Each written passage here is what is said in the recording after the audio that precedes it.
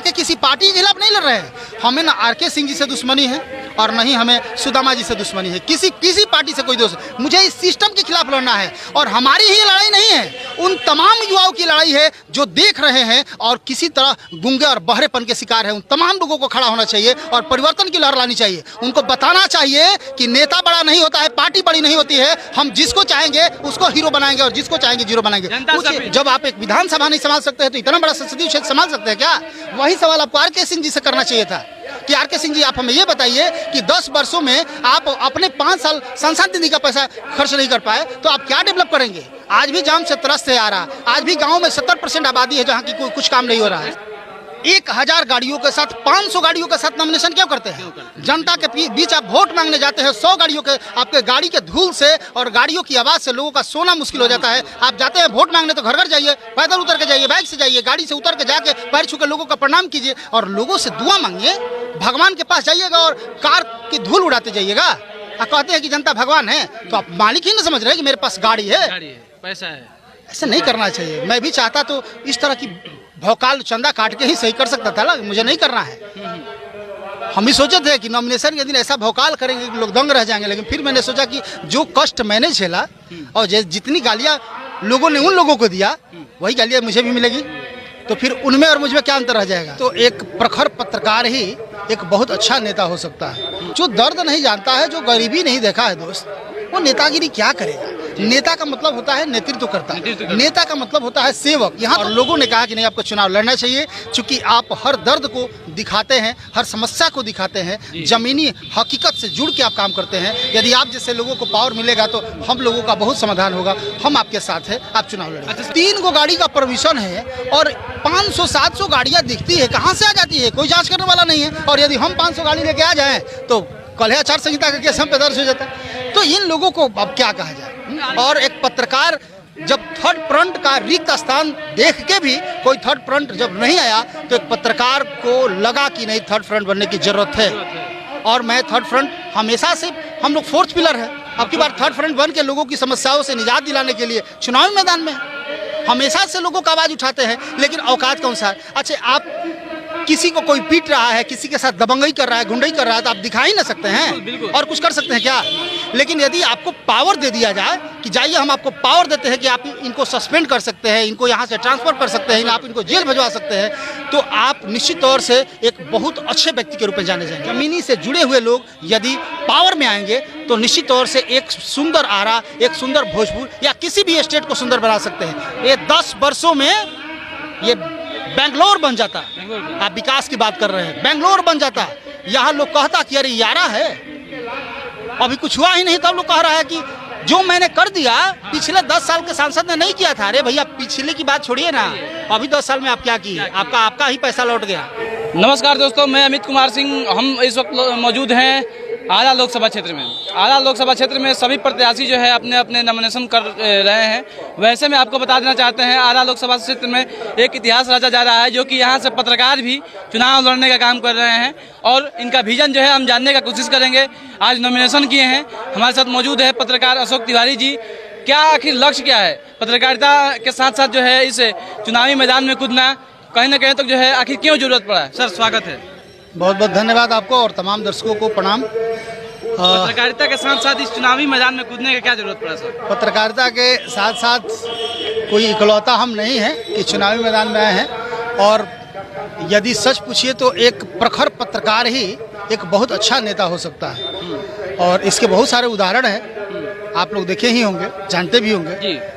चूँकि कहीं ना कहीं यदि बात करें हम समस्याओं की, तो या तो जमीनी से जुड़ा हुआ वो नेता जो हमेशा आवाम के समस्याओं के लिए लड़ता हो, या तो वो एक बढ़िया जुझारू नेता हो सकता है, या फिर एक पत्रकार जो लोगों की समस्याओं को दिखाने के लिए दूर दूर तक, गांव तक जाता है। एक फोन पर रात्रि में भी 11 बजे 12 बजे रात्रि में भी ये नहीं समझता है कि मेरे साथ क्या होगा, वो जाता है और दिखाता है।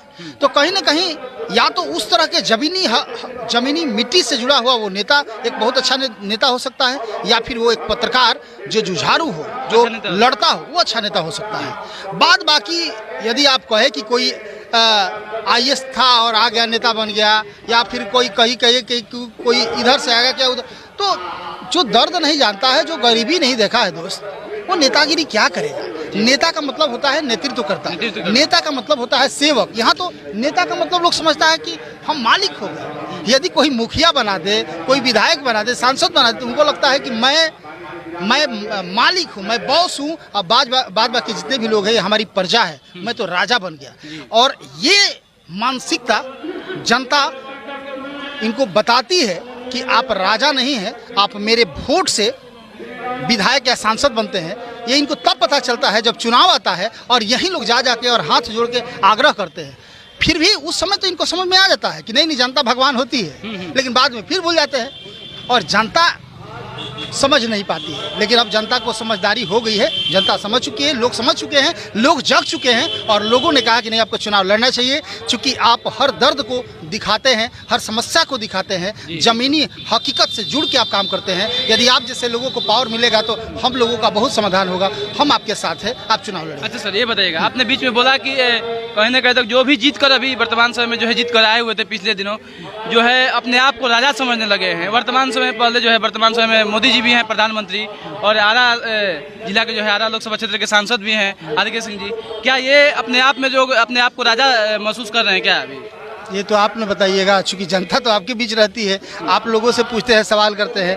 राजा समझता है लोग कि नहीं समझता है लोग, ये तो आप भली बात ही जानते हैं। यदि राजा नहीं समझता लोग तो आप हमें ये बताइए कि आप 1000 गाड़ियों के साथ 500 गाड़ियों के साथ नॉमिनेशन क्यों करते हैं? जनता के बीच आप वोट मांगने जाते हैं, 100 गाड़ियों के आपके गाड़ी के धूल से और गाड़ियों की आवाज़ से लोगों का सोना मुश्किल हो जाता है। आप जाते हैं वोट मांगने तो घर घर जाइए, पैदल उतर के जाइए, बाइक से जाइए, गाड़ी से उतर के जाके पैर छू के लोगों का प्रणाम कीजिए और लोगों से दुआ मांगिए।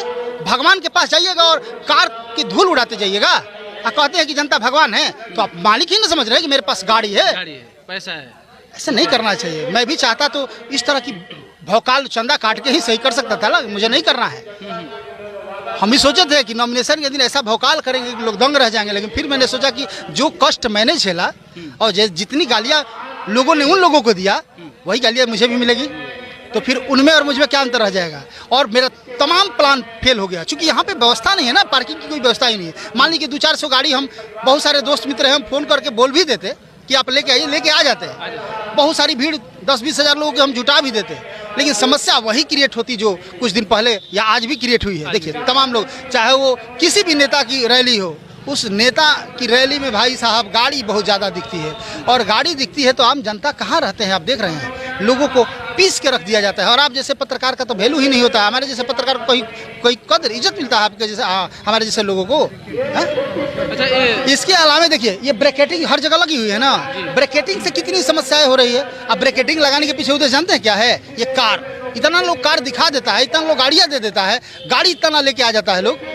यार 3 गो गाड़ी का परमिशन है और 500-700 गाड़ियाँ दिखती है, कहाँ से आ जाती है? कोई जांच करने वाला नहीं है। और यदि हम 500 गाड़ी लेके आ जाएं तो कल आचार संहिता का केस हम पे दर्ज हो जाता है। तो इन लोगों को अब क्या कहा जाए? आर के सिंह विकास नहीं कर पाए क्या 10 साल में? ना, आर के सिंह हो या सुदामा जी हो, 10 साल सुदामा जी भी थे, तरारी विधानसभा के विधायक थे ना, जाके तरारी विधानसभा में पूछे क्या विकास किया है। या 10 साल आर के सिंह जी भी सांसद है, क्या विकास किया है लोगों से पूछिए, या आप खुद देखिए कहाँ क्या विकास हुआ है। विकास हुआ है कि नहीं हुआ है लोग आपको बता देगा। और अभी लोग खुल के, बहुत सारे लोग बोल नहीं रहे हैं, क्योंकि लोग सोच रहे हैं कि आखिर बोले तो। एगो भोजपुरी में आप सुने होंगे कि केकरा पकड़ी सिंगार पुरुष मोरे आन्हर बा। पत्नी पे और पति पे एक व्यंग्यात्मक कुछ कि जब मेरा पति ही अंधा है तो मैं सिंगार करके क्या करूँगी। तो जनता किसके सहारे बोलेगी? हम गए थे गांव में, बंधु कह रहा था लोग कि आखिर मैं लड़ूं, यदि मैं आर के सिंह के खिलाफ बोलूं तो दूसरा विकल्प कौन है? मैं सुदामा जी को वोट दे नहीं सकता, क्योंकि वो व्यक्ति तो खुद 10 साल तरारी विधानसभा में विधायक रहे, उन्होंने क्या किया है? तो आखिर आर के सिंह के खिलाफ मैं बोल के क्या करूं? दुश्मनी लो, कोई तीसरा विकल्प होना चाहिए ना। यदि हर अशोक तिवारी जी होंगे, बिल्कुल, यदि हर गांव में एक आवाज गूंज रही थी कि मुझे थर्ड फ्रंट की जरूरत है, और एक पत्रकार जब थर्ड फ्रंट का रिक्त स्थान देख के भी कोई थर्ड फ्रंट जब नहीं आया, तो एक पत्रकार को लगा कि नहीं थर्ड फ्रंट बनने की जरूरत है। और मैं थर्ड फ्रंट हमेशा से, हम लोग फोर्थ पिलर है। अब की बार थर्ड फ्रंट बन के लोगों की समस्याओं से निजात दिलाने के लिए चुनावी मैदान में हमेशा से लोगों का आवाज़ उठाते हैं, लेकिन औकात के अनुसार। अच्छा, आप किसी को कोई पीट रहा है, किसी के साथ दबंगई कर रहा है, गुंडई कर रहा है, तो आप दिखा ही ना सकते हैं और कुछ कर सकते हैं क्या? लेकिन यदि आपको पावर दे दिया जाए कि जाइए हम आपको पावर देते हैं कि आप इनको सस्पेंड कर सकते हैं, इनको यहाँ से ट्रांसफ़र कर सकते हैं, आप इनको जेल भिजवा सकते हैं, तो आप निश्चित तौर से एक बहुत अच्छे व्यक्ति के रूप में जाने जाएंगे, वो पावर मिल जाता है। लेकिन यही पावर यदि गलत व्यक्ति को मिल जाए, आप बहुत सारे फिल्मों में देखे होंगे कि नेगेटिविटी आप देखे होंगे कि गलत इंसान के पास पावर हो जाता है तो वो क्या करता है, तो गलत इंसान के पास जब पावर आता है तो उसका मिसयूज करता है। तो इसीलिए हमेशा पावर अच्छे इंसान को मिलना चाहिए। अच्छे इंसान, अच्छे लोग, जमीनी से जुड़े हुए लोग यदि पावर में आएंगे तो निश्चित तौर से एक सुंदर आरा, एक सुंदर भोजपुर या किसी भी स्टेट को सुंदर बना सकते हैं। ये 10 वर्षों में ये बेंगलोर बन जाता। आप विकास की बात कर रहे हैं, बेंगलोर बन जाता। यहाँ लोग कहता कि अरे यारा है, अभी कुछ हुआ ही नहीं, तब लोग कह रहा है कि जो मैंने कर दिया पिछले 10 साल के सांसद ने नहीं किया था। अरे भैया, पिछले की बात छोड़िए ना, अभी 10 साल में आप क्या किए? आपका ही पैसा लौट गया है? पैसा लौट गया है। अरे 18 करोड़ रुपया आया था, 95 लाख की 99 लाख खर्चा हुआ और सब पैसा तो वापस नहीं चला गया। 18 करोड़ सांसद निधि में आया था, 95 लाख ही खर्च हो पाया इसमें। अरे हाँ भाई, सांसद बैठ कर क्या रहे हैं? हाँ, यही तो बात है। और अफसोस होता है कि आप जैसे लोग उनसे सवाल नहीं किया। पूछेंगे नहीं उनसे? बिल्कुल पूछे हैं। हाँ, तो उनसे पूछना चाहिए। हाँ, ये पूछना चाहिए। ये जाके देखिए, आज इनका भी सभा हो रहा है, इनसे भी जाकर पूछिए कि आप सांसद का चुनाव लड़ने आ गए। इसके पहले मेयर के चुनाव में भी आपकी पत्नी को टिकट माले ने दिया था। आप 10 साल से तरारी विधानसभा को डेवलप नहीं कर पाए, 10 साल से विधायक रहे हैं, तो आप कैसे संसदीय क्षेत्र को डेवलप करेंगे? जब आप एक विधानसभा नहीं संभाल सकते हैं तो इतना बड़ा संसदीय क्षेत्र संभाल सकते हैं क्या? वही सवाल आपको आर.के. सिंह जी से करना चाहिए था कि आर.के. सिंह जी, आप हमें ये बताइए कि 10 वर्षों में आप अपने 5 साल सांसद निधि का पैसा खर्च नहीं कर पाए, तो आप क्या डेवलप करेंगे? आज भी जाम से त्रस्त है आ रहा। आज भी गांव में 70% आबादी है जहां की कुछ काम नहीं हो रहा है। हाँ, आर.के. सिंह बहुत सारे ऐसे जो है भोजपुर जिला में रेलवे स्टेशन पर ट्रेनों का ठहराव करने का काम किए। और कहीं ना कहीं तक जो है इनके जो ऊर्जा मंत्री है, ऊर्जा रिलेटेड जितने भी इंडस्ट्री है भोजपुर जिला से बाहर लग रही है, इस पर क्या सोचिएगा? आप तो जान रहे हैं, वास्तविक पत्रकार हैं आप। बिल्कुल जान रहे हैं। सब कुछ जान के चुप लगाना है। चुप इसलिए लगाना है कि हम लोग ताकतवर नहीं है, पावरफुल नहीं है। अभी बहुत कुछ हमसे मत बुलवाइए, हमसे काम करवाइए, क्योंकि हम जब माइक उठाते हैं ना तो बोलने के लिए जाने जाते हैं, लेकिन अभी मुझे बोलना नहीं है। मैं बोलूँगा तो लोग कहेगा कि ये भी नेता बन गया। मुझे बोलना नहीं है, मुझे काम करना है। और वो समस्या हम लोग देखे हैं, वो समस्या से हम लोग जूझे हैं, वो समस्या हम रोज उस समस्या से जूझते हैं और उस समस्याओं का निदान कर रहा है। ये देखिए, ये हीराकांत ओझा है। और मैं आपको बता दूं कि हीराकांत जी पिछले बार इनके गांव की सड़कें आप देखिएगा, इनसे आप बात कीजिए क्या स्थिति है और किस तरह ये काफ़ी उग्र हो गए। इन्होंने कहा कि नहीं भैया, आपको चुनाव लड़ना चाहिए। हम बोले कि अब चुनाव में लड़ के क्या करूँ? ये देखिए, हमारे मित्र है तारकेश्वर सिंह जी, सोनू जी हैं, ये सब लोग, हम लोग एक यूनिट बना के किसी पार्टी के खिलाफ नहीं लड़ रहे हैं। हमें ना आर.के. सिंह जी से दुश्मनी है और नहीं हमें सुदामा जी से दुश्मनी है। किसी पार्टी से कोई दोस्त, मुझे इस सिस्टम के खिलाफ लड़ना है। और हमारी ही लड़ाई नहीं है, उन तमाम युवाओं की लड़ाई है जो देख रहे हैं और किसी तरह गूंगे और बहरेपन के शिकार है। उन तमाम लोगों को खड़ा होना चाहिए और परिवर्तन की लहर लानी चाहिए। उनको बताना चाहिए कि नेता बड़ा नहीं होता है, पार्टी बड़ी नहीं होती है। हम जिसको चाहेंगे उसको हीरो बनाएंगे और जिसको चाहेंगे जीरो बनाएंगे।